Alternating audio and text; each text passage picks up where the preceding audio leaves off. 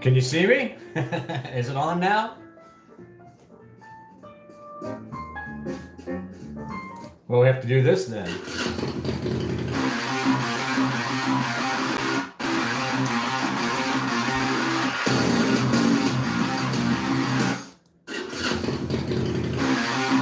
One more time. Awesome. Well, what's up, riders? Old Man Ronin here, and welcome to another live stream. See, we got a few people on. We got 5 watching now. Signified's there, Dan's there, Iron Lady's there. Jorge said something a little bit earlier, but I don't know if he's still there or not. But it's awesome. I'm glad we were able to get it on and get ready to do this live stream on the Himalayan 450. We're going to wait till a few more people get on and have a few chats because we're going to answer some questions too. I've got a load of information on this new codename K1 that'll be coming out. Well, it won't be out. Well, I'm going to wait. We'll tease all this a little bit later. So what are y'all drinking? I'm going to do all standby at PBR. And, you know, you guys that know me, I drink a lot of different beers, but my 2 favorites that I go by all the time are PBR and also Rolling Rock. And I really have enjoyed these since I was a little kid. That sounds terrible, doesn't it? Oh, Andy there said he could see me, and that's great. And of course, Dan said that I'm on. But like I said, what we want to talk about today is not only the K1, the Himalayan 450. Dan's drinking Stella Artois. How about you, Andy? What are you drinking? And cheers to you as well. Might as well do it properly. Cheers. But we're going to talk about a few of the other things that's going to happen too. Signified says Brewdog Twin Town Stout. Yeah, I love a good stout. My favorite stout in the area comes from Ill Mannered Brewing up in Powell, Ohio, and it's an oatmeal stout. It's just fantastic. I use it a lot in my recipes as well too in the food truck, but that's another story altogether. But what I want to touch on right now, and as we go on through the video as well too, a few of the things that's going to be happening with the channel. Jonathan's there. He says put a turbo on it. Yeah, it is what it is. But we're going to be talking about a couple things that we're adding to the channel, and we got a partnership with Quadlock, and we're going to be offering some discounts as well too on the channel. And if you're a member on, I just started this program as far as membership on YouTube. We're going to be doing some things with that as well too, as well as the Patreon.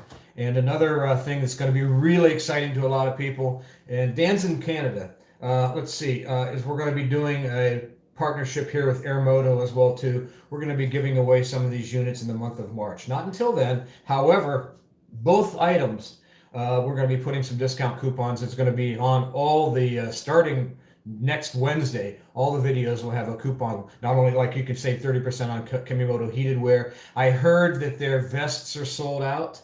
Which makes me happy because we're obviously doing our job, but they still have gloves and jackets and socks as well too. But it's going to be fun coming up. We also got, you know, the Maxx Eyewear, which is my very first sponsor for the Old Man Ronin channel. But you guys know, people that know me and know that what I did years ago is I was a professional bass fisherman, so I'm kind of used to having sponsors. So even, you know, it's one of those type of things. I had guys all the time say, man, you know, you're a really good smallmouth bass fisherman. How do you get all these sponsors?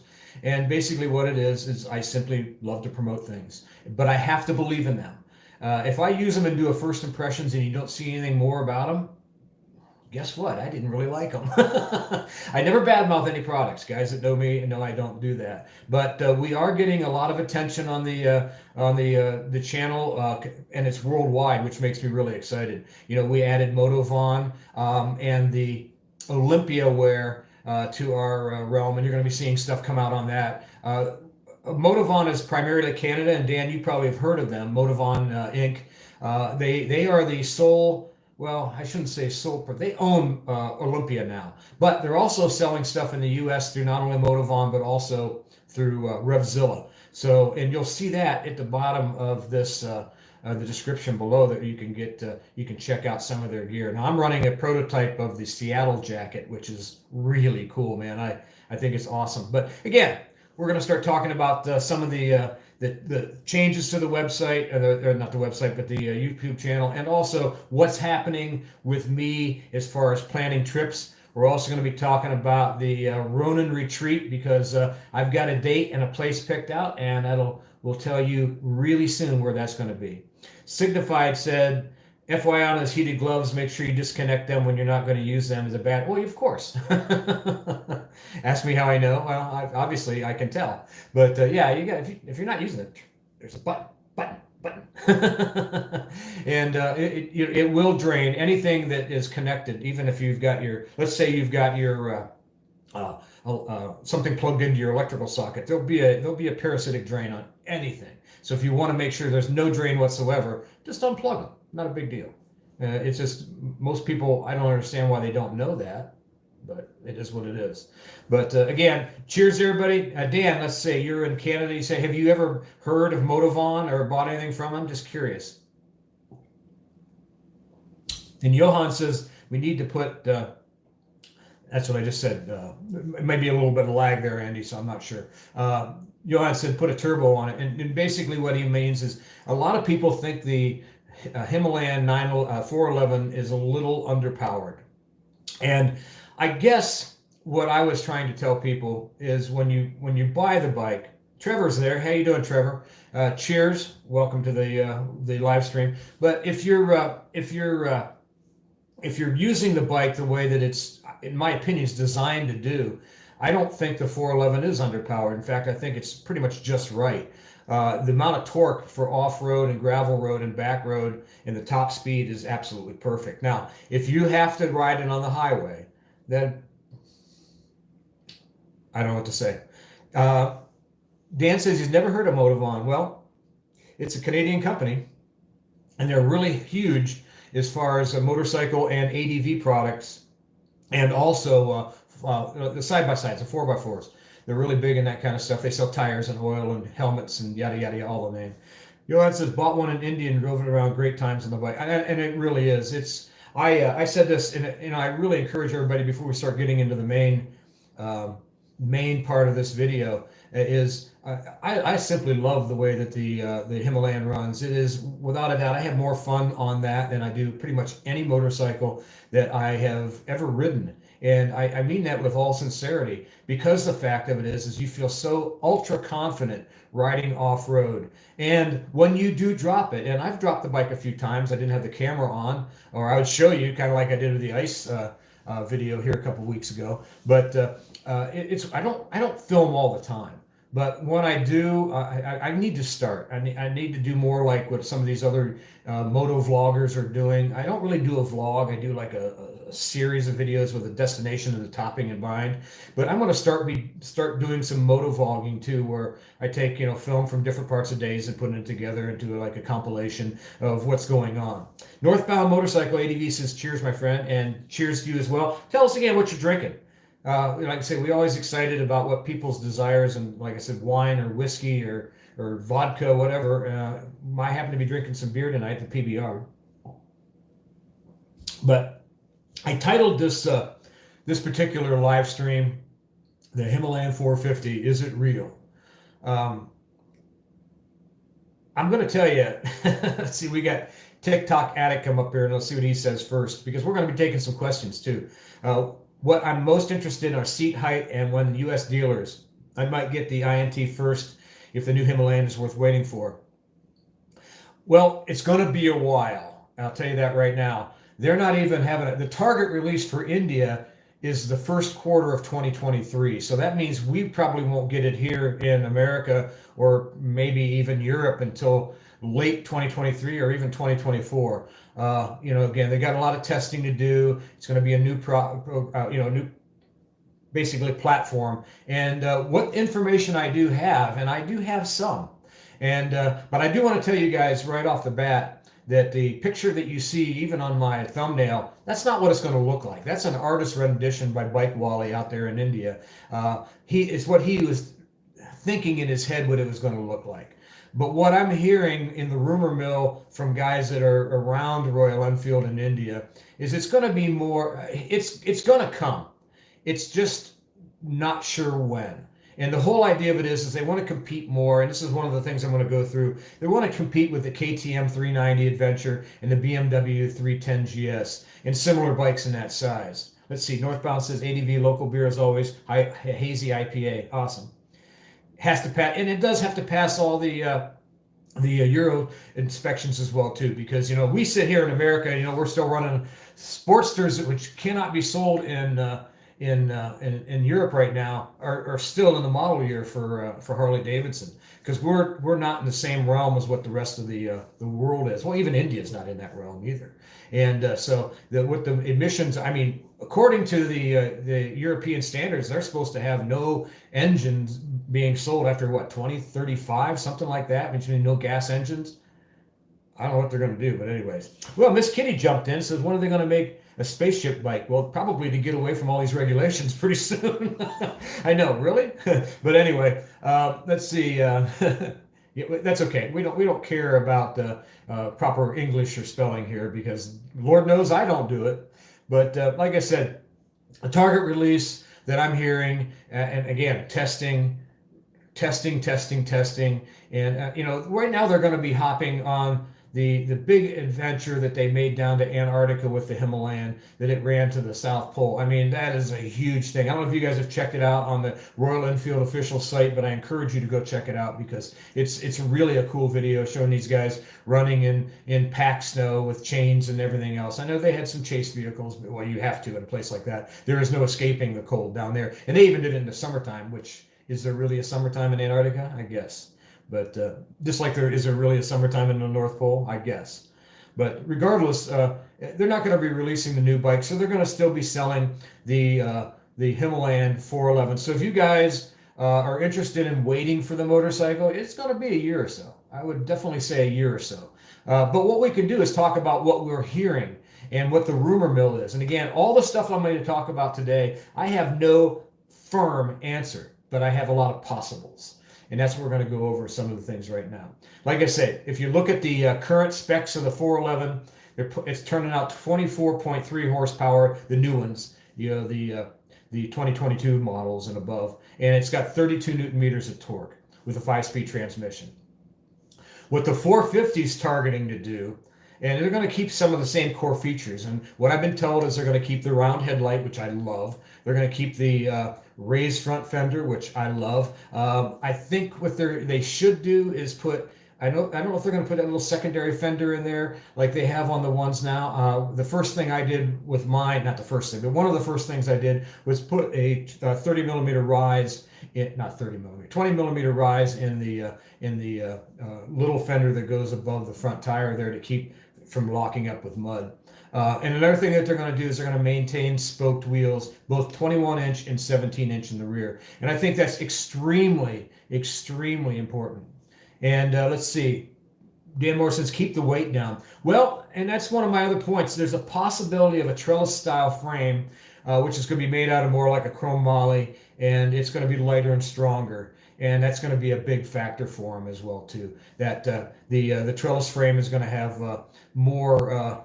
well, if you know what I'm talking about with a trellis, there's more parts that are welded together instead of just long, singular areas. Let's see. Miss Kitty says, yeah, I hope they don't change the look much. And I think that's the biggest thing that most people are asking for. They want to keep that agricultural, industrial style. And if they do that, they'll be very, very successful. Let's go over a few of the things that are possible coming up.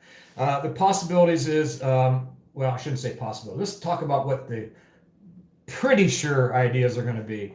They are going to go to a liquid-cooled 400, and it'll probably be a 439cc engine, somewhere in that. I would say similar to what the 350 is, but it'll probably be oil-cooled. I doubt if they're going to do water-cooled. I don't know. All I hear is liquid-cooled. The torque, there's no torque values available, but they're going to try to get between 40 and 45 horsepower out of it. Let's see. Andy says, why a 450 and not a 500? That's the question that I really posed. And what I'm hearing is because they're not trying to target that upper realm. They want to target that 390, 310, and some of the motorcycles in that class, as opposed to something around 40 horsepower. If you guys watch some of the videos that I put out there about the Himalayan, you'll see that one of the things I said, and again, I'm happy with the way it's running right now. If I was going to do some basic upgrades, it would be something just like a simple with a cam and just some basic tuner things and some basic stuff with the airbox, and that'd be a bit. Basically, what that would be is like a stage 1 kit for the Harley Davidson. So let's see, we got a couple coming in here. Tom says, hey Tom, and congratulations. Thank you. Welcome to the channel. Tom says he discovered itchy boots during COVID and sold me on the Himalayan, but when I went for a test ride, I backed away. Being a rotund rider, I felt cramped in the saddle. And that's what people are saying, that they want the seat higher. Now, Andy, which is signified on here, put one of the tall seat concepts in. And Andy, you're I'm not sure what your height and weight is, but why don't you tell Tom what it is and how much higher rise you got and how much it feels different. That'd be a great thing for you guys to talk about there. Rohan says, just got my Meteor, but I had test driven both before that. Now I feel I made the wrong choice because I feel every bump on the Meteor. This is my first bike. Rohan, you have to learn, if you haven't, how to set up your suspension in the back. And I don't know if that's something your dealer told you or not. Look, go in your owner's manual. It'll tell you how to set up your suspension. And have you? I'm taking for granted, since it's your first bike, you never have done that. So let me know here in the comments if you've done that. Dan says liquid cool would be great, already has oil cooling. Yeah, but they want to do something that's with a bigger oil cooler, kind of like what the Harley Davidsons do. He didn't like the engine sound, plus the Himalayan felt like it was I was riding my CTB. I said, well, that was the whole point, comfort. Signe says he's 6'1", 250, love the increase in height. Rod said he didn't tell me, thank you, sir. Well, he will there. I think it's right above your comment right there. But my heels seem to sit on the exhaust. Your thoughts? I don't have any issue. I wear a size between 11 and 12 shoe. I don't have any problem with it near the exhaust. What my problem is the levers are a little too short for me. I would like to have them a little longer, and that's something I'm going to do myself. Dan said nice. Miss Kitty says water cooling would gain more weight. Again, if you guys are new to the channel and you haven't really watched a lot of my videos, you'll know that one of the things I do not like is I don't like technology. And water cooling in a motorcycle is technology. I'm not a fan. I would much rather have, just like what the Himalayan has right now, or what the Meteor has, small little oil coolers for low speed, low RPM. That's me, personal preference. But again, I have no input with the Royal Enfield, Harley Davidson, any other motorcycle company. I mean, there's a lot of YouTubers that have less viewership than me. They're out in Arizona right now doing a Harley test rides, but it is what it is. I guess since I'm not featuring that much Harley, that they don't care about me anymore, even though I got 6 of them in the garage. See, Johan says a memory foam. Oh, you put a memory foam when riding in India. Dan says fan cooled. Fan cooled, yeah. Well, fan if you like it, but that's about him going faster. Let's see. Tom says he's like 5'10", 300 pounds. Believe it or not, comfortable on my TW200 after I got the seat concept. See, again, and that's one of the things in my little possible stuff we're going to talk about is the Himalayan is possibly going to have a single seat that'll be flatter, which is one of the things that I said in one of my videos. Almost a year ago, when I was talking about how I thought it would be better to have the seat higher or at least level that you can scoot back. One of the things I also complained about was how close my knees were to the front crash bars around the tank, and they changed that. They actually gave about 1.5 inches, 2 more inches for that, and I think that was a big factor for people that were over 5'7". And I think that is a huge. I mean, I don't really touch them all the time, but when I'm riding a long time and you just kind of slide down in the seat a little bit. But if I'm off-road and I stand up and down, it's not even a factor because normally I'm standing up. One of the things that I did like the fact that I put the risers on right away. Let's see. There's another comment here from I guess it says Bernie Palmer. It hasn't showed up on my big screen yet. There it is. Pelican Brewing Company, milk stout. There you go, man. Welcome and cheers. We have so many breweries in this part of Ohio. It's amazing, and quite a few of them are my favorite. Earlier in the chat, Signified there said he was over in Granville today riding, and there's a great brewery over there called Granville Brewing, and they do a really good farmhouse style saison that's just amazing. And it's one of my favorite styles of beer. Anyway, but let's talk about some upgrades that they're thinking about doing, and these are all possibilities on the Himalayan 410. Thoughts would be, obviously, I just mentioned a liquid cooled engine, no torque values available, and they're going to upgrade the brakes. That may be one of the biggest single things that I would really encourage Royal Enfield to do, and I think enough people have mentioned it. Particularly that rear brake, man, is soft. It's that way on the Meteor 350 too. It's really spongy. Grizzly says, "I'm not going to lie. The styling of the Zuzu concept is way off, far way off of looking as good as the." And that's again, Grizzly. That is a concept put out by not or Royal Enfield. That came from a guy named, well, I don't know his name, but he does a YouTube channel called Bike Wally. And it's him, not Royal Enfield. The way that I'm hearing, they're going to keep basically the same look. There'll be some slight changes, like a higher seat. They're going to keep that same sculpted style tank, maybe a little different. They're going to increase it to a 6-speed transmission, possibly. Like I said, the upgraded brakes is really a big push. They're going to do some full LED lighting. These are all possibilities. Again, I mentioned the trellis framing. It's just lighter and stronger. Another factor that's going to be better for off-road handling and handling on the road is they're going to do possibly inverted forks. And that's going to be the trend, I think, in the motorcycle industry in the next phase for motorcycle riding. I love using inverted forks. They're hyper expensive right now. Showa out of well, there's a factory here in Ohio that they make all the front ends for Harley Davidson, but and a few of the other motorcycle brands too. But that inverted forks are just absolutely amazing, and I encourage anybody, if you can afford it, if you've got, I mean, look at the best type sport bikes, or race bikes, they're all running inverted forks because the handling increases and the strength and stability, because you're not putting all the weight and pressure on the tube, you're putting it on the slider, and that's huge. I see Dan says stopping is good. Bernie had a tip and I must have missed it. Oh, okay. About beer. Let's see. So I'm glad to hear they're upgrading the brakes. Me too. That was a big thing for me. Tom says he did buy an INT 650, loving it when I can in New Jersey. Shout out to Locomotive Power Sports in New Jersey. Great people. And let you take the bike down the road, and that's fantastic. I mean, if you're not, this is an honest to God truth, guys. I would never buy a motorcycle I've never test rode. I don't care if it's if somebody says, "Well, I have to have money in the hand." Adios, muchachos. I will never buy a motorcycle if I can't test ride it first. That is complete bull crap. Anyways.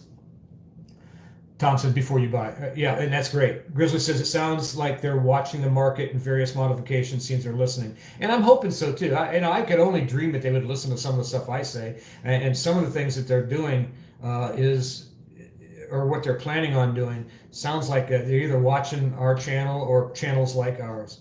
Hitchcock's motorcycle has a big bore kit 462. There's a YouTuber. His name is Motocades and Coffee that put that in there. And watch his video on it. He doesn't seem really excited about the increase. He says it's a little faster. I don't know how much money that thing costs, but I don't want to spend a lot of money for a little faster. See what I'm saying? And that's one of the things that I don't know. They were saying that the motorcycle is going to be similar in price. It'll be more expensive than the Himalayan 411 for sure. But I don't think it's going to be that much more expensive because it's not going to be that much more to it. Let's see. Another Tom says I drove 2 hours and passed another Enfield dealer on the way. Probably because of that reason. Let's see, another change is possible, higher travel all around. In other words, it's going to be with the inverted forks, and of course there might be some more ground clearance or basically bottoming out clearance in the back end as well too. I'm pretty sure they're going to they're going to stay with the monoshock. There's no reason to change that. Dan Morrison said €300. And Tom says absolutely. Bernie says, how about another liter or 6 in the tank? That is something that I would like to see as well too. I would love to see us almost, now again, I can't quickly do the math in my head. I still have to go to a calculator, and I'm not going to do it right now. But I'd like to see almost 5 gallons. Be honest with you, because I do carry fuel bottles with me, but it would be easier to carry both the fuel bottles and more fuel. They're also talking about having traction control and ride-by-wire. I hope that one doesn't come true, to be honest with you. I care 2 craps about traction. You know how I control my traction? That other stuff is for the birds, man. You don't need it. And fly-by-wire, that's too much crap that'll break. Again, it's one of the things I said in my other live stream and some of the other videos I talked about. Guys that are watching some of the, if you're a member of the, you see down there at the bottom it says join. If you join that, we only got 1 level right now. Or if you're a Patreon, I'm putting out, started this week, 1 or 2 videos a week on what's happening, like an update on the channel. So I encourage you, if you're not a member, please join. All this stuff helps us grow, whether it's Patreon, and there's 3 levels on Patreon. And then it's also, we've got the 1 level here so far. We're going to be changing that here in the next couple of weeks. But we want to make sure that we take care of our folks, and we're going to talk about a lot of stuff here in a minute, but I did want to touch base on that. If you're watching some of those, you're seeing my opinions on high technology motorcycles. I mentioned in the video, the last one that I did about Harley Davidson and all the tech that they have on the Pan America, and what scares the living daylights out of me is being 40 or 50 miles away from home. You drop your bike, and not only is all the plastic shatter on it, but something happens with the electronics. Some of those guys complain about their phones not working when they're riding their motorcycle because the mounts shake so much. And the phones are built to be used, and carry in your pocket and everything else. What is the technology on a motorcycle going to do? There's vibration constantly, and especially if you're climbing over rocks or bouncing around, if you're dropping it, or if you're doing crazy stuff like jumping, whoop-de-doos and things like that. Johan says, I understand why they came out with the model, because the roads are not really roads in India. I mentioned this in a video, one of the first ones, and people took it exactly the wrong way. I mentioned it that the Royal Enfield was designed for the third world. Now, I didn't mean India was a third world nation.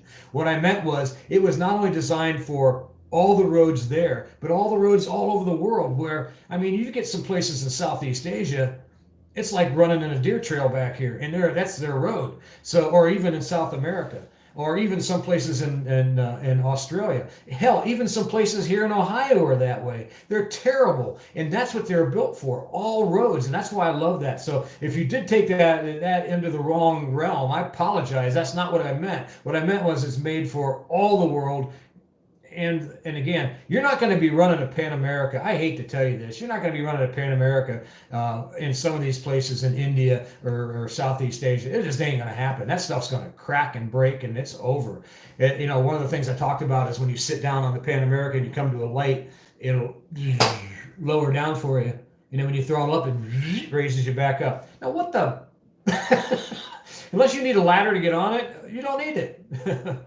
What do you call it? Andy says, I hope a USB is standard on a new one. It should be standard equipment right now. Well, if you would listen to some of the tips that I give people by putting your own USB on, it's not that big a deal. Or if you're using a battery tender, you can just buy one of the little battery tender USB plugs, and you've got 2 ports right there. Simple. How do you think I do my Harleys, man? None of them have USB ports unless I put them in myself. That's not a big deal. Now, the Meteor 350 does have it, and that's cool. I've never used it. I just simply never used it because, number one, I don't burn my batteries down that low. I always carry spare batteries except for my phone, and I've got a spare little power pack that I carry in case I need it for that as well too. We can overwhelm our stuff with these once. It's like the phone that you're using right now that I'm video on it. 99% of the features I don't even use. That what I did, but still. Well, again, it's not a deal breaker, and a lot of people think it is. Well, I need this, I need this. It's like the Tripper. I use it a lot on the Meteor. There's no question about it. It'll be cool on the Himalayan. There's no question about it. But the reality of it is, if you've got a good quad lock, you don't need it because those things are using your phone anyways. That's how they get the signal. And I'd rather see the picture, especially on the Himalayan, either through the Garmin or through the phone. Now, the Garmin's a lot better if you're doing like the Trans-America Trail or the Trans-European Trail because you're not in an area that's got cell signal. Uh, so then if you're using your satellite and stuff, it works perfect for that. But you can download offline maps to some of these as well too, and that's something else to be aware of. It is doing that.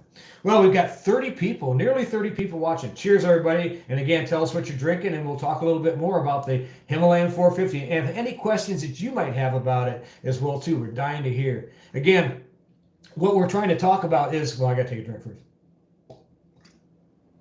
The two motorcycles that Royal Enfield's targeting for the ones that are popular in India and some of the places in Europe and America, not necessarily America. I shouldn't say that because in America, well, they want everything big. They want, like that's why they built a 1250 Pan America. Personally, I think they should have made a 650 to start it with and then went to the 1250. But who am I? I don't know nothing. I've just been riding motorcycles for 50 years. I don't know a damn thing. But their big comparison, the ones they're going after is the KTM 390.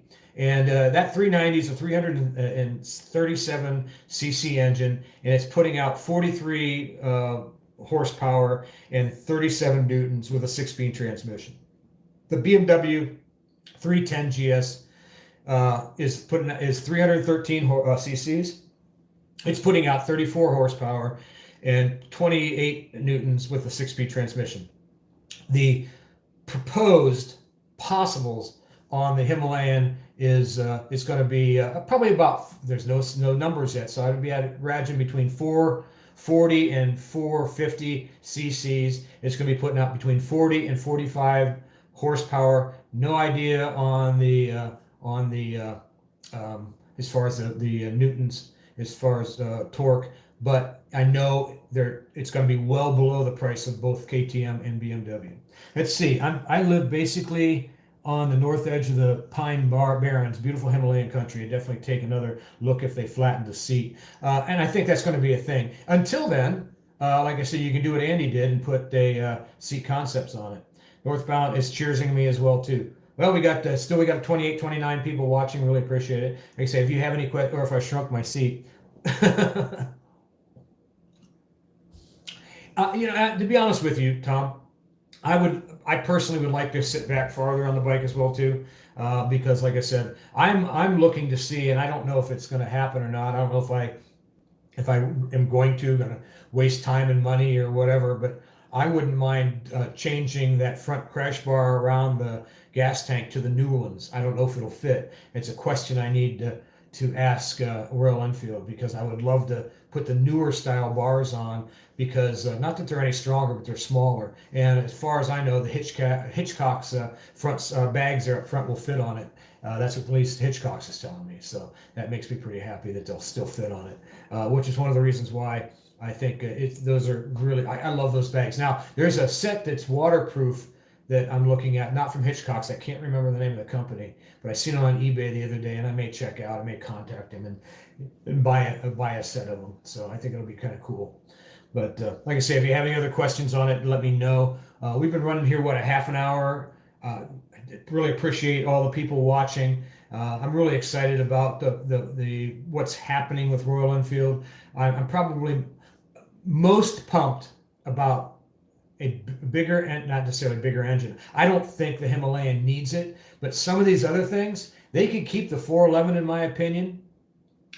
Maybe beef up, or maybe just bore it out a little bit. Make it use the same ECU as they're using in the Meteor. And the reason why I say that is because I've never had any problems, but I had a guy contact me today on one of my comments. 35 watching now. Contact me on one of my posts and saying he has a hard time getting his motorcycle, his Himalayan, to start. Let me give you a little piece of information. We had some periods here in Ohio where it was like -9 degrees, and all my motorcycles are in my shop up on top of the hill, and there's no heat in there. Now, I'm not going to say it was -9. It was probably -7. But I went up there and I tried to start all my motorcycles, all the Harleys and both the Royal Enfields. And the only two motorcycles that started was the Royal Enfields. And the Himalayan, no issue. However, I do recommend this. I do recommend you putting a battery tender on your motorcycle.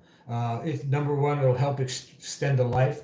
I know people were saying that the first batteries in the Himalayan were crap. I got 3 years out of mine. I don't know. I have no problem with it. But I don't have a battery tender on the Meteor, and it started up, I mean, not even a hesitation. And neither did the Himalayan. It's perfect. Griffin said, someone make a new camshaft that gives around 5 horsepower. Yeah, TEC does. And I can't, number one, I can't afford it right now. But that would be that and the airbox change, and maybe a little bit of exhaust and a tuner would be the only 4 things I would ever change on the Himalayan. I would not gear up a tooth. I like where everything is sitting right now. That's me. I don't really. I can go 70 miles an hour on the highway without any issue, and that's not what I ride. That's not what I got the bike for. I know a lot of you guys, and sometimes I'm thinking, wow. Don't you understand that's not what the bike is meant for? But then I sit back and guys like Andy, that's the only motorcycle they have, and it's his first one. He literally has been riding not a year. I know 6 months, 8 months, something like that, Randy. You can say in the comments there how long you've been riding.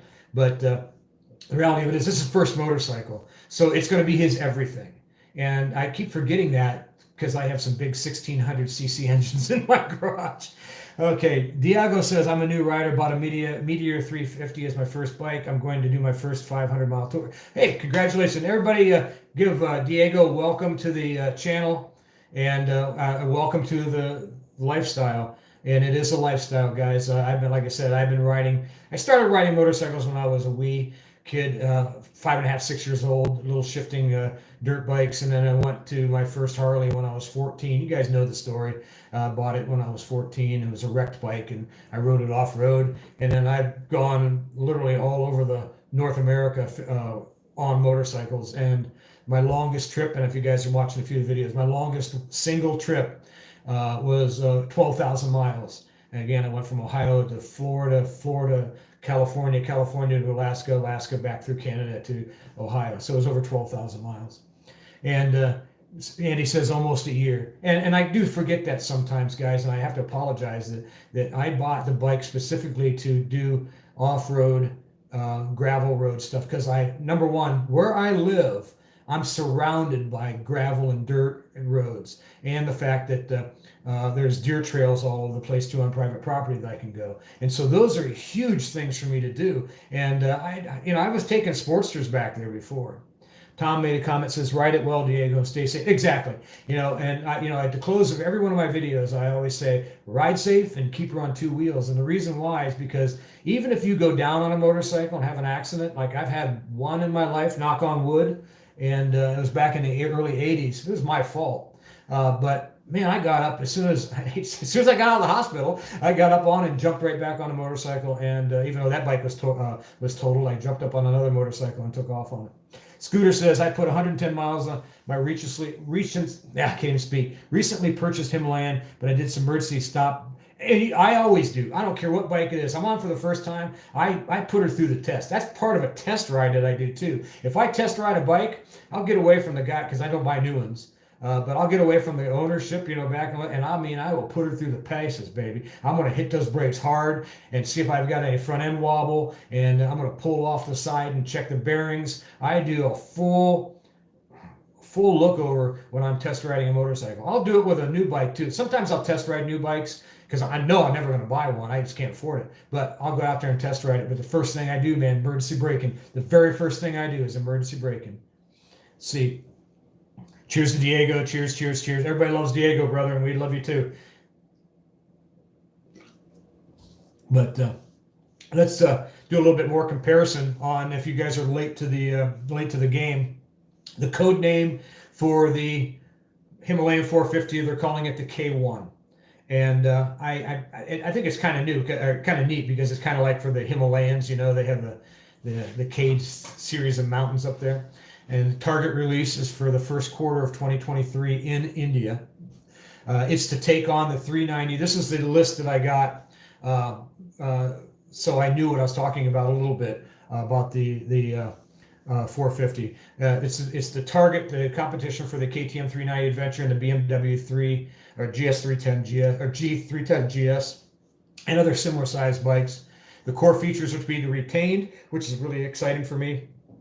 Round headlight, raised front fender, maintain a 21-inch front tire, spoked an 18-inch. Spoked is huge. You do not want to run mag wheels off-road, guys. I don't care what people say, because they will crack.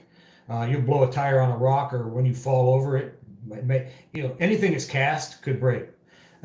Upgraded brakes, liquid cooled engine, possibly.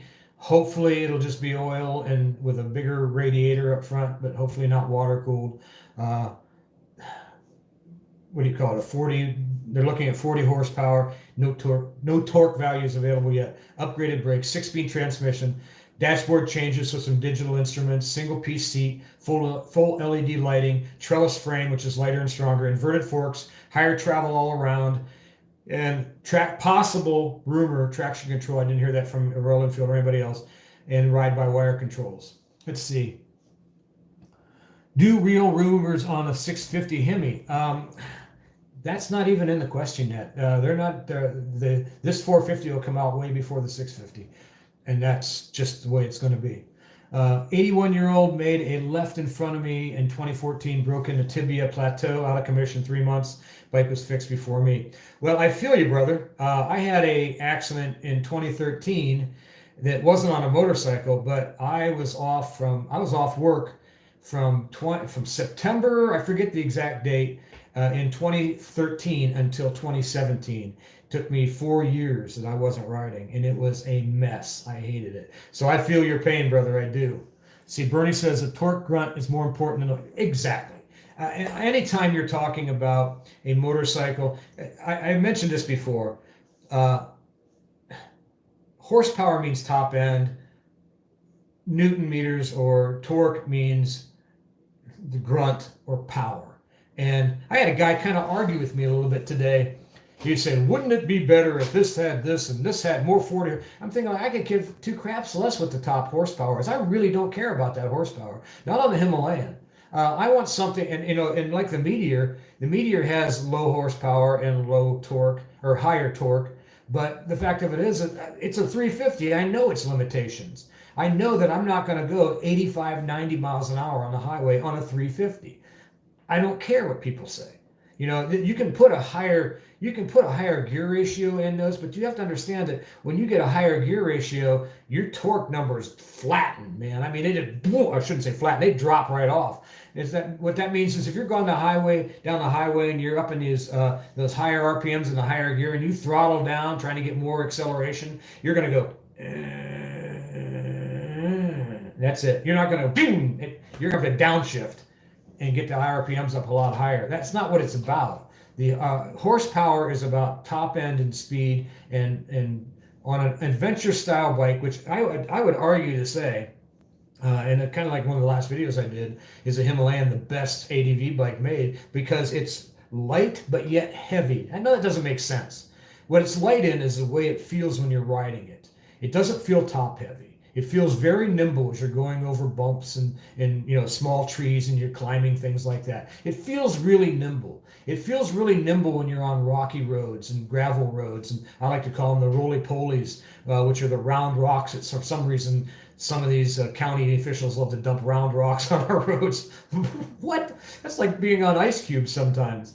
But those are the type of situations where I really want to have a bike that enables me to throw it around with ease. And if I do drop it, which you do, be able to pick it up. But yet I don't want it so light that I'm getting blown all over the place. Or if one little stick or stump that I come up with is going to throw me off the curve. It's kind of like, how you skip a stone. The lighter it is, the more action it's going to take to knock off.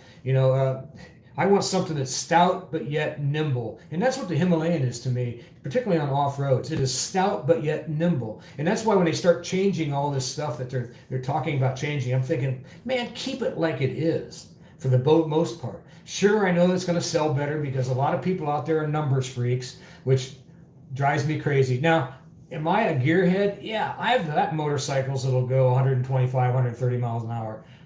I don't very seldom ever do it, to be honest with you. I don't need it. I mean, I love my Road King, and it's super fast, man. I got it built to the hilt, and my Sportster 1250, man, it's built to the hilt. But I very seldom get way up there in the speed because just don't need it. Brett says, may need to get a different motorcycle. Lost part of left foot and accident. Ouch. Can you get a heel-toe shifter? There is aftermarket people. I have not checked that out. I wish the Himalayan had a heel-toe shifter because, yeah, if you lost part of your foot, dude, I feel you. I love the heel-toe shifter. I mean, it's this is going to sound funny. I know there's a lot of millennials out there. Not too many watch my channel, or I shouldn't say the millennials. The ones under that, what is that? Generation X or Z or whatever they are. But they buy these nice Vans tennis shoes, and they're afraid to get little rubber marks on the teeth. Well, man, a heel-toe shifter is perfect for you. You don't have to put your toe underneath that rubber shifter. They don't think about that, though. Let's see. Tom says, more fun to ride a slow bike fast and a fast bike slow. Exactly. So true. People are a slave to their egos, though, huh? Not a real bike if it's not a... Exactly. And you know, that's one of the things that one of my first videos that I ever made on the channel was before I ever had a Royal Enfield. It was a Sportster. That's a girl's bike, because I hear these guys all the time say, Sportster's a girl's bike. Man, I rode a Sportster 12,000 miles all over North America. Give me a frickin' break. That bike is fantastic. I don't have it anymore, but it was an XLCH, a 1000cc, and it rode me over 12,000 miles. And then, of course, I rode it all the time after that and before that until I sold it. And I love that motorcycle. But the whole comes down to, that is a ridiculous statement to say it's a girl's bike. That's a guy or girl who don't have any idea what riding is about. And it irritates me when I hear that. Especially these guys that do reviews on motorcycles that's never been on them. You all know who I'm talking about, who called the Himalayan a piece of crap because he never was on it. Anyway, Scooter says, absolutely true, Tom. I'm trying to ride a Ducati Hypermore slow. Oh, Dan Morrison said, ever had issues in the front? No, I have not had a single issue, Dan. I've got close to 4,000 miles on it. Actually, over 4,000 miles on it, and I've never had an issue. And again, I have other bikes in my stable, and I've been riding that Meteor a lot. So, I mean, I ride all the time. Not this week, but I ride year-round, and I ride a lot, and I do a lot on the Himalayan. And never had an issue. Not one single issue. The only thing I ever did was replace a battery, and that was it.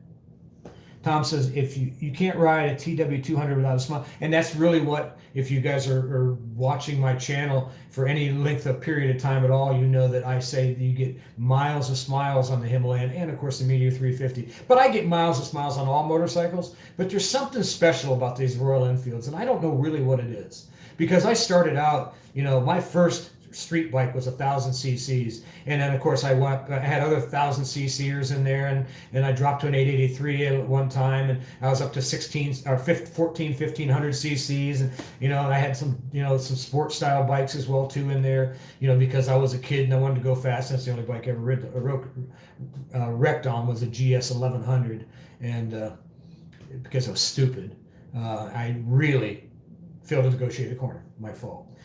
Because I was going way too fast and leaning way too low and lost traction and went right into a bridge. But regardless, but you can't, I mean, that's what the whole thing, and there's something so amazing about riding these small bikes and doing things that people say can't be done, which is what we're going to do this year. We're going to be taking these two bikes on some trips that's going to surprise you. And that's part of the channel that we're going to talk about eventually here. We may do that in a special video. I'm going to do a Patreon only live stream here in the next couple of weeks, and we're going to do it'll be in conjunction with the live stream with the YouTube membership as well, as soon as I get the membership numbers up. We only have a couple members on it right now, but we're going to be doing some live. We're doing our regular stuff like we always do. We're not taking away from the channel, but we're doing both. Where we're going to ask some of our Patreons about what their ideas are. In particular, like I mentioned earlier about the Ronin retreat. I think that's going to be something that's you have to live obviously around here or get yourself into America and into Ohio to be part of it, because we're going to do it'll be like a camp out with I don't care what motorcycle you got. You can bring a Honda. I know, a Honda, but I joke. I've had Hondas, and but you can bring a Honda and whatever motorcycle brand, whatever you love, man. It's about being on two wheels. It's about enjoying nature. It's about enjoying the roads. And we've got some of the best roads in the country here. No gigantic mountains. We got some beautiful scenery here. We got some great dirt roads, some great gravel roads, some great off-road. We've got, and it depends on the kind of bikes that we get. If there's a lot of Himalayans, well, I'm not going to take anybody on some of the dirt areas that I go to because I don't know what your qualifications are, and I don't know you're responsible for you people wrecking your bike, because people, they never know their limitations. But it'll be a good way to get together with everybody and share some stories and have a good time and some fellowship.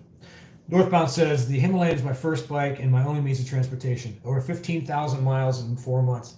Dude, that says it all right there. Props to you and Northbound Motorcycle ADV. We appreciate it. How old are you, Northbound? I can't. You told me before and I cannot remember. I'm not considering Media 350 as my next bike. Two questions for Northbound. What year is your bike? And he's got, basically you run about 1,100 miles a month or something like that, a little over, which is fantastic. Like I said, I put 3,000 miles on the Meteor. I mean, I mean, between the two motorcycles, and I ride the Harleys once in a while too, but not as much as I used to. And people say, well, why? Well, maybe it's the new factor as well too, but I'll tell you what, this bad weather we've had the last couple of months, I always go to the Himalayan. Because I'm telling you, I feel so secure on that thing. Whether it's snow or ice, and you guys see me struggling to get up my own driveway. But the reality of it is, I feel so secure on that bike, I'm willing to take it anywhere. I mean, I would not be afraid to ride that bike to California. Not at all. What can I say? Well, any other questions about the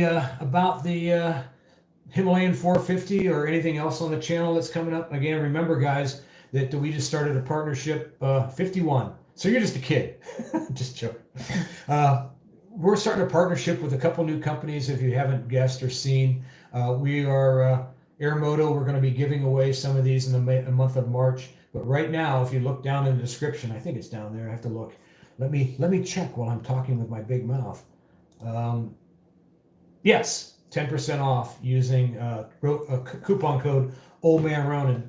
And another thing that we're doing is we got a quad lock. And I know a lot of guys were talking about having their trouble with their phones.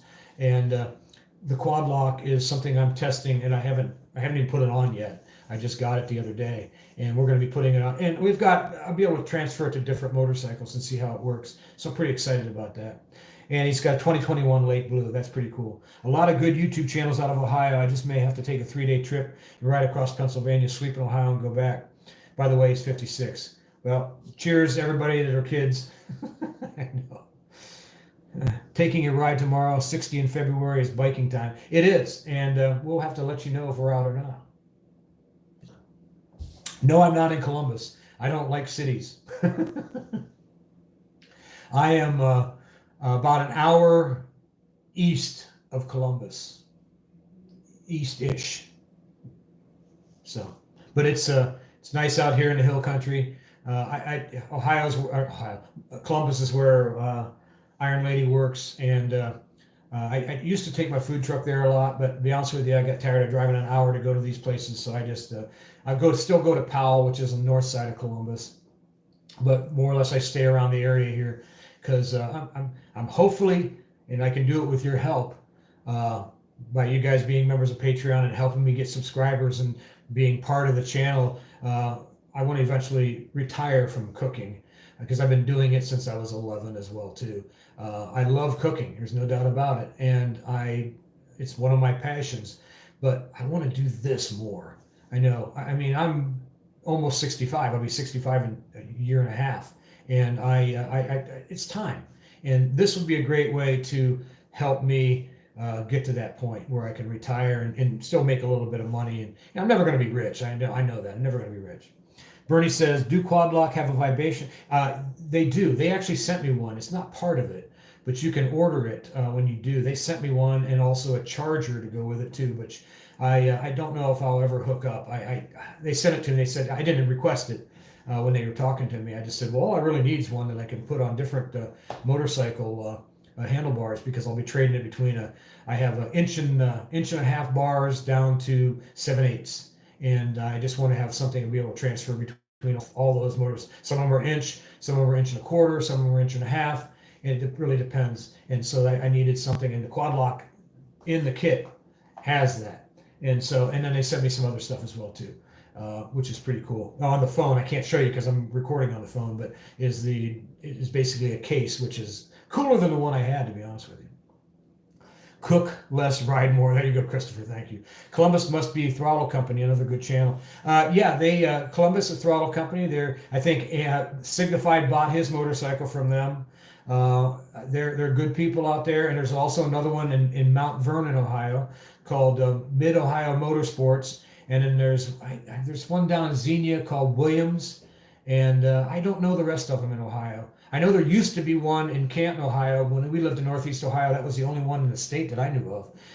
And man, we're talking in the 90s and early 2000s, and they had a few, the classics and bullets and stuff like that. But they really didn't like selling motorcycles, new ones, which blew me away. They just wanted to keep somebody else from having a dealership, is what I feel. Because I walked in there and test rode the 500 Classic, and well, I guess it was later than 2009.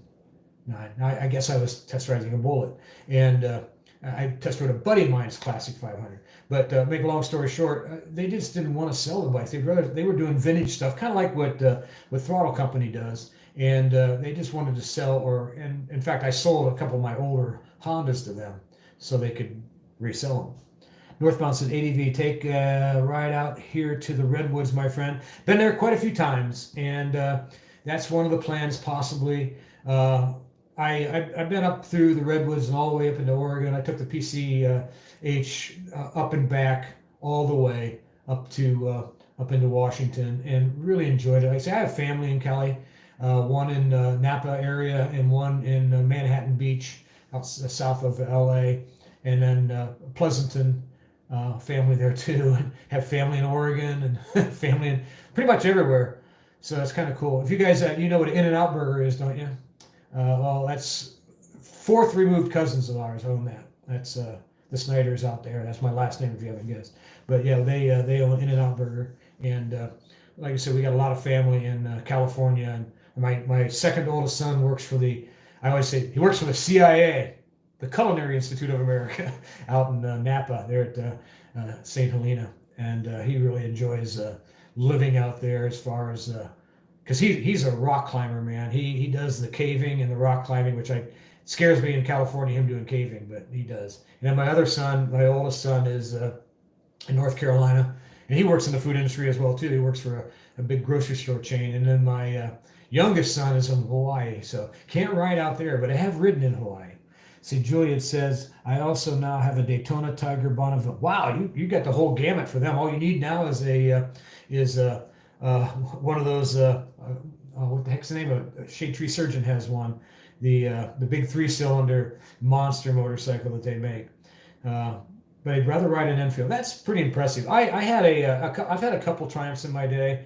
And the guy that's giving me a little bit of crap about the engine not being big enough in the Royal Enfield said, well, he goes, well, I've heard stuff that goes bad on motorcycles. I said, yeah, man, I had probably the worst motorcycle experience I ever had was a Triumph, and I got it new old stock, if that makes sense. It was never titled, but it was several years old, and I had more problems with that thing.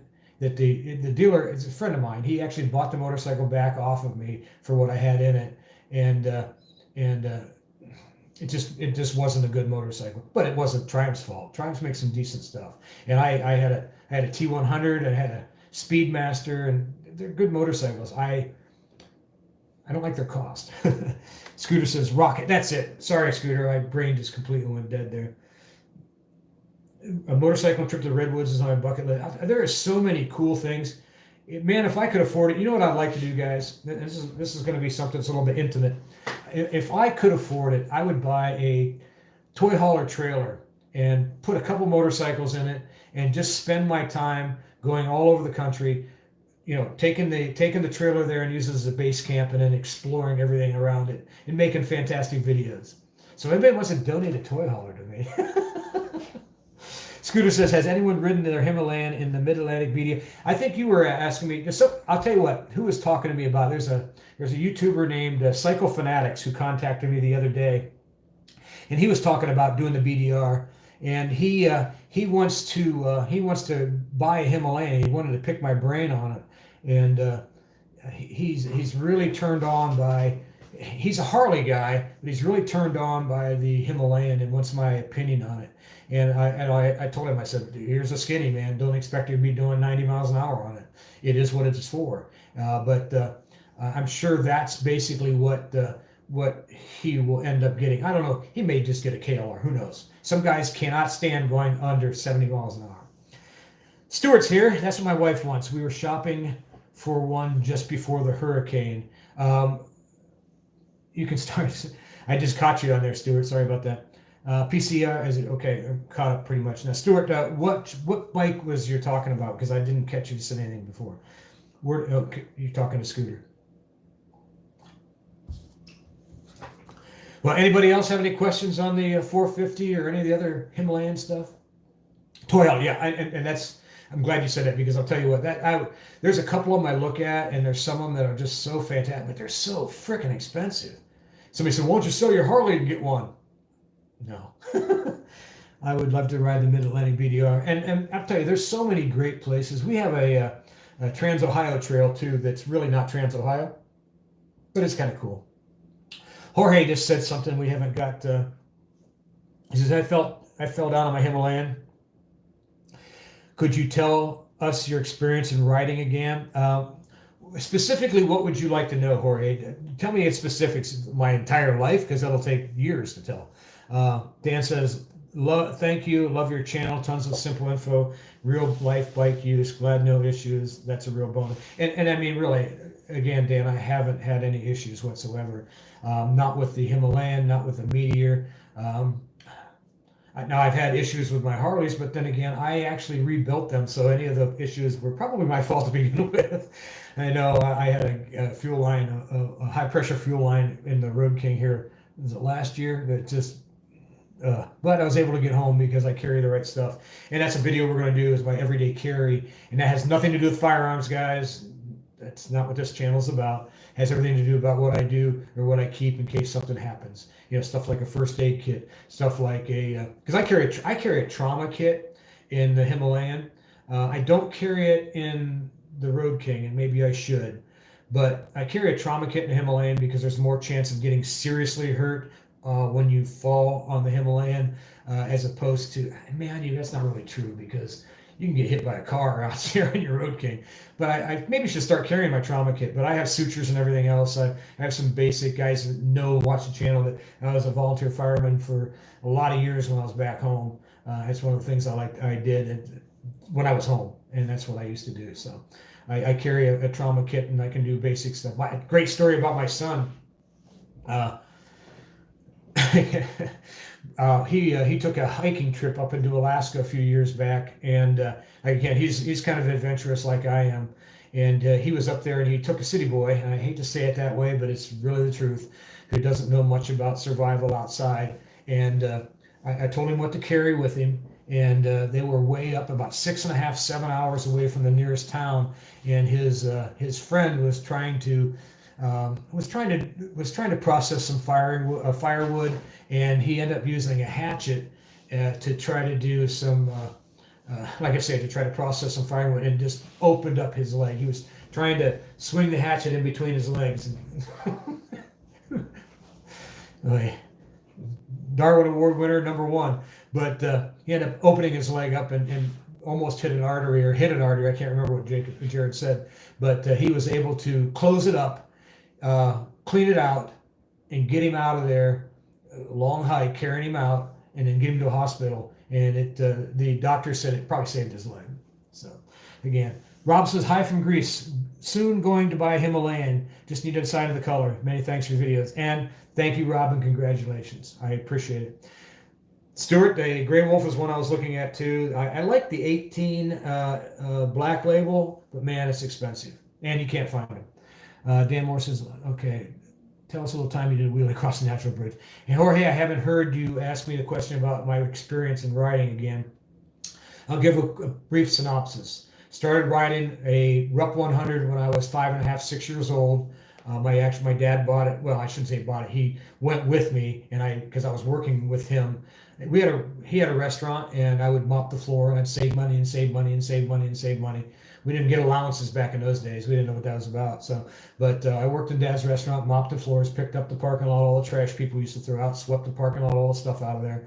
I was able to save enough money to buy this little 100cc right-hand shifting motorcycle, and of course that fell in line because my next motorcycle after that, when I was 14, I shouldn't say that. My next motorcycle after that was a RM 125, then a YZ 125, and an RM 390. And as I got older, when I was 14, I bought a Harley Davidson, but it was a right-hand shift as well. Back in those days, a lot of the motorcycles were right-hand shift, and people today look at them and like kids today don't know what a stick shift is in a car.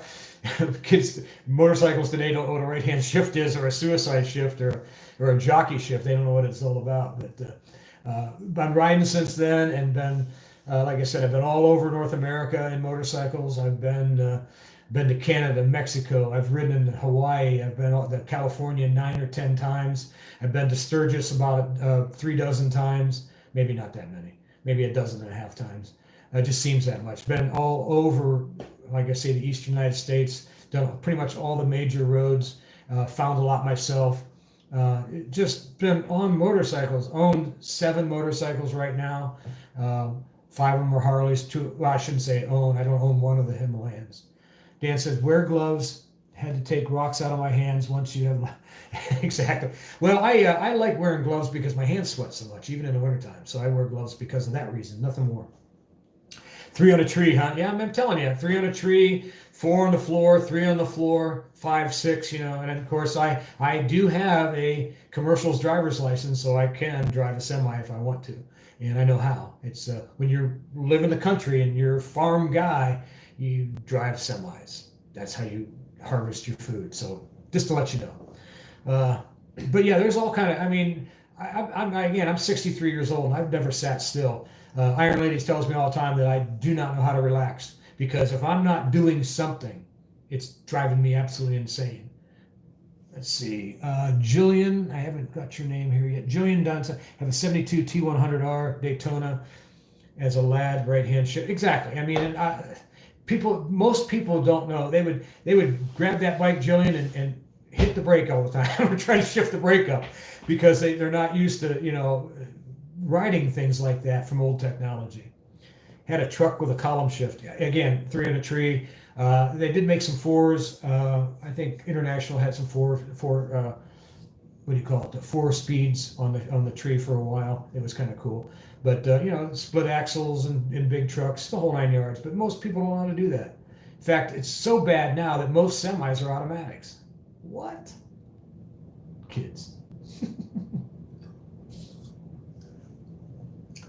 The Enfield is a right-hand shift too. And again, some of the older motorcycles all are. And most people would freak out. I can't even imagine guys that would try to kickstart a big Harley now.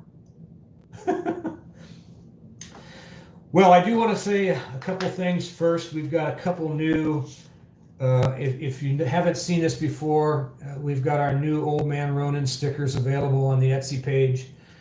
We also have these new Chill to Ride, which I'm starting to get a little bit of requests for doing these. I've sold quite a few of these already, and I'm pretty excited about them. It's a little design that I made up because, it is what it is.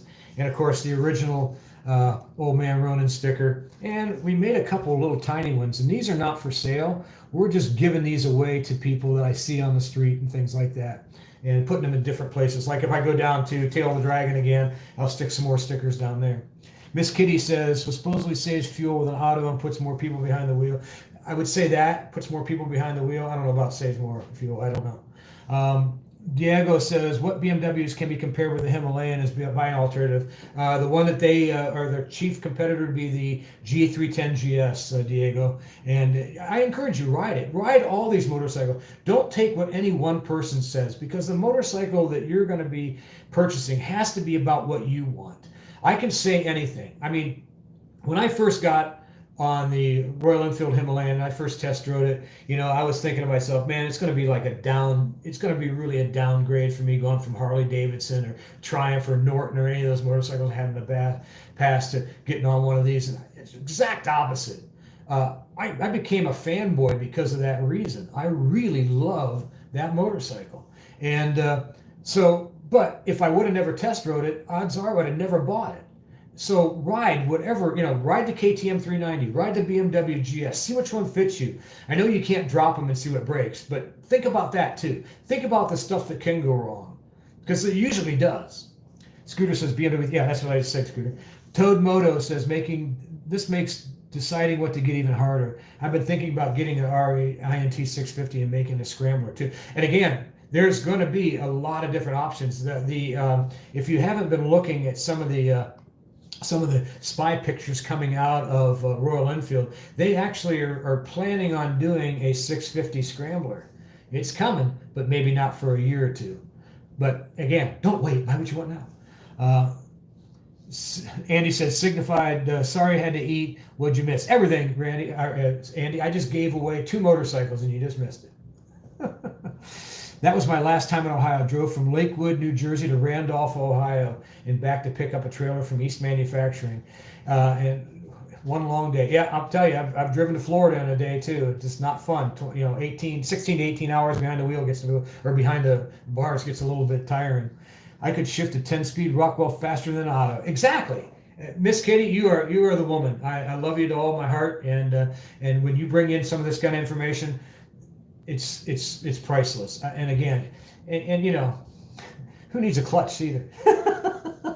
Stuart says the BMW isn't nearly as good. There's some good financing terms in BMW. Scooter says I put quite a few miles on the 310 GS, sweet, smooth, but butt ugly to me. Seemed fragile. I like the old pickup truck look of the Himalayan.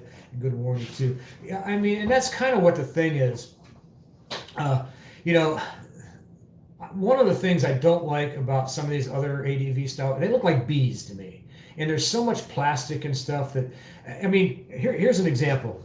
On my Sportster, there's a side cover where the battery goes. Well, on my Himalayan, there's a side cover where the battery goes. And one of them, you unsnap at the top, it's all metal, which is the Sportster. You pull it down and you pop it off. And if it falls off, and they have a tendency to do that, it's $110. Well, last time I replaced one a couple of years ago, $110 to replace that. The Himalayan, when I got it, the guy tried to put a battery tender on it, and he snapped the one of the plugs out of the bottom, so it wasn't in there tight, and it drives me crazy. So I bought one, $10. That's the reason why I love the bike so well. Parts are cheap. And it may take a while right now because of COVID and stuff, but man, I'll tell you, it is what it is. Belgian Doomer says, any news on the 650 Cruiser from RE? Not yet. Probably if they do come out, it'll probably be in the fall, but who knows? Again, what I've got here is kind of like, it's general knowledge in India, but it's up to date. Tom says, I drive a tractor trailer, yellow freight. All the new trucks since 2018 were all automatic. I don't know, man. I got in one time. A buddy of mine's a driver now too, and he said he has an automatic. He tried it, and there was such a lag in reverse that it drove me crazy. I don't know. I got out in a time we were switching to auto, nice in traffic jams, but horrible in snow. Yeah, I mean Tom, you can tell me since you're driving one. Is there a huge lag still in the putting it in reverse? And trying to back stuff up, because the stuff that I would do with the farm would be either grain or milk, and you don't want to have that milk sloshing around in a tanker. You know what I mean? It would drive me crazy. Let's see. Any other questions that I missed? Well, we've been talking here for an hour and 15 minutes. Belgian said, loving my Meteor 350, by the way. I'm up for my first maintenance. Great. Congratulations. And make sure you do take it in. You'll follow the owner's manual. A lot of guys don't do it. I have a video that's out right now. That's been out for a long time, and it's called T-Clocks. And I encourage you to go watch it because it's basically a checklist. And Miss Kitty will know about doing checklists before you take off in your vehicle. And you should be doing your T-clocks almost every time that you ride your motorcycle. And I'm not going to explain what it is. I'm going to let you go and watch my video because it didn't do really well because it was too much information, I think. Tom says Volvo's good. Peterbilt, KW all have a lag. Pisses you off. That's what I was wondering because it would drive me absolutely nuts. The one I was in was a Lone Star. Yeah, the new International Lone Star. Beautiful truck, by the way. Simply gorgeous. But I did not like the lag in the reverse. So I thought, nah, not gonna do it. Well, any other questions on the Himalayan? I do want to mention one more time about some of the things that are coming up in the channel if you've missed it. In particular, starting in the month of March, we're going to be giving away some of these Air Moto, the smart air pump. And I'll tell you what, I use the thing every day. I literally use it every day to check tire pressure. And if I'm riding on the Himalayan and I'm going off-road or on gravel roads or in snow and ice, I lower the air pressure down, and that thing makes it simply a breeze to do. You can lower it down and bring it right back up to where it's supposed to be when you're done off of those roads. Another thing we're talking about is, guys, it's going to help out the channel. Go to my Etsy page and you can find the information down below. We do have some of the new stickers. We just got some of them in. The old Man Ronin, the shoulder ride, and of course the new old Man Ronin sticker, which is what you're seeing at the not at the bottom of the screen, but in the thumbnail. Let's see. Rohan says, a newbie question: do you put both feet down when halting a bike? No. Don't duck walk, man. Your right foot should be on your front right foot should be on your brake, and you lean it to your left. Now, I've got a bad left knee, and I still make sure that I just bring it down. And then after you've come to a complete stop, I still hang there with my foot on the brake because I want to make sure that, if I take a hand off, it's going to be the throttle side. But I recommend never putting both feet down. Don't duck. Don't be a duck. Don't be a duck. Learn to ride right. Most mistakes happen and most bikes are dropped by guys coming to a stop and they hit their front brake, particularly if they have their wheel turned a little bit. I've seen it happen. Hell, my stepdaughter, Ems, did that, and we were in a parking lot, and I pulled up, and she was in the middle of a turn, and I had stopped because of either traffic, I can't remember what, and she hit the front brake, and right down she went. That happens all the time, and if you're in gravel, it'll definitely happen. So always use your rear brake or both brakes coming to a full stop, and then you can put both feet down if you want, but don't get in. And any time that you're moving forward, get both feet up on the pegs. Learn how to ride. And that's really what's important. Now, if you're first riding and you're going through your safety class, they're going to tell you to duck walk because they don't want you to drop the bikes. But after you've been riding and you've got your license, keep both feet on the pegs. And then when you come to a stop, use that rear brake in conjunction with your front brake, but use the rear brake more smooth. If you're stopping and your forks are compressing, you're doing it wrong, guys. You're doing it wrong. Maybe I should do a video on that. I don't know. Tom says, I would never know anything about footing. Let's see. There's a big bore. Yep. What do you call it? 463 is what I thought it was for the Hemi, and it's from Hitchcock's. It says there's something. Apparently, it does make a difference. Well, like I said, the only thing I can tell you about that Belgian Doomer is the fact that Andy from Motorcades and Coffee had put one in, and he told me he's not impressed with it. That's all I can say. And Miss Kitty says he's had bad habits. Tom says, appreciate all your interaction. Dig your channel. Have a great week and keep warm. Sounds like you're shining off. I am going to, Tom. We're going to shut her down pretty soon because I'm going to go eat dinner. I made some lasagna yesterday, and it's freaking great. See, Toad Moto says, the only wreck I was in because someone stole a stop sign damn near, and that will happen. Rohan says, thank you. Well, I appreciate it, Rohan. And I tell you, anything we can do to help you guys out, feel free to email me any questions. I definitely will answer every email you send me. And I do basically try to comment on as many as I possibly can.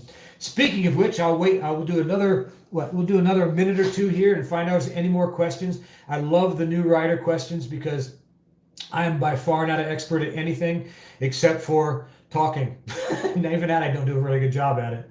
But I really do appreciate all the support you guys give us. And like I say, on the Etsy page, or if you're a member of Patreon, or even if you want to do a super chat or a super like, if you do that here in the last few minutes, we'll send you some free. I'll send you a complete sticker pack of all the stickers.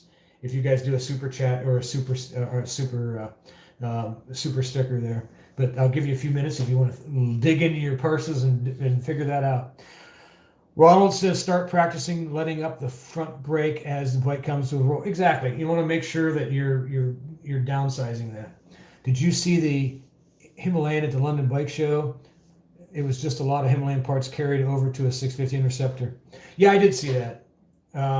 Thanks for your channel, Man Ronin. I enjoy them much, and cheers to other keep the good work. Lasagna. Yeah, I tell you, Iron Lady's a big fan of my Italian. That's what I kind of specialize in anyways, even though I'm not Italian. I'm German, Scotch, Irish. But that's because I'm a hillbilly living in. Hi. Let's see. Bernie says, thanks. Really appreciate it. Well, guys, if that's it and no other questions, I think we're going to call her a night, and I really do appreciate we had a high of 35 people watching at one time, and that really means a lot to me. These live streams are a lot of fun. I like to try to do one at least once a month, and I may do more down the road, but I really do get a kick out of doing these, and I really appreciate all the interaction I get with you. Stay tuned, guys that live in America, or if you want to travel, we're going to be doing the Ronin retreat sometime in May, so keep listening, keep watching the channel. Miss Kitty says, good night. Sorry about the call. Miss Kitty sent me an Instagram call the other day. I was like, what? Okay, that's cool. Dan says, cheers, cheers, everyone. And here's what we're going to do like we always do and sign out with this. Well, I really hope you enjoyed this live stream, guys. If you did, make sure you give it a big thumbs up because it does help the channel. Make sure you subscribe and hit that bell notification button because you know I read all the comments and comment on as many as I possibly can. Until next time, guys, ride safe and keep her on two wheels, baby. Loved it. Thank you, and see you next time.